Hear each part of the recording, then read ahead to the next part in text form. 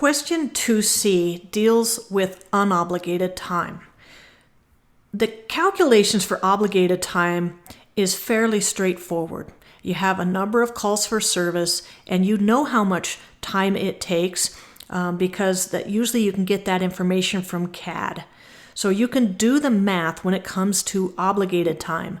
But when it comes to unobligated time, there really is no way to calculate unobligated time. So you can't look at your CAD data and look for null information or blank information to come up with your unobligated time. It's a little bit different to figure this out. So how you get your unobligated time is, this is a decision that your chief or sheriff makes, and your chief or sheriff has to decide how much free time do I want an officer to have on average per hour. And with that free time, the officers are going to be going about and doing whatever goals that the organization has or whatever strategies are in place to be proactive.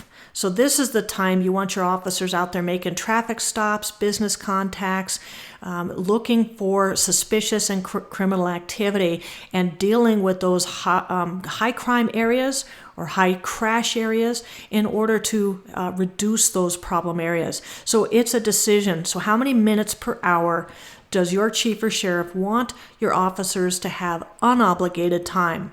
And that number is going to be given to you in your groups. My F group 3, and so my minutes of unobligated time per hour is 36. Now I'm going to use the formula to determine this performance factor.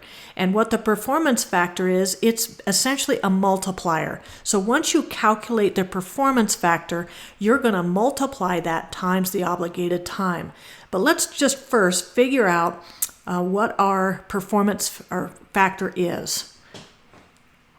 So if you remember, the formula is your minutes of unobligated time divided by 60 minus your unobligated time, and that's going to give you a number. And I came up with 1.5. Again, your numbers are going to be different because you're using a different project. But again, this is a multiplier. So question 2C just wants you to calculate what that performance factor is.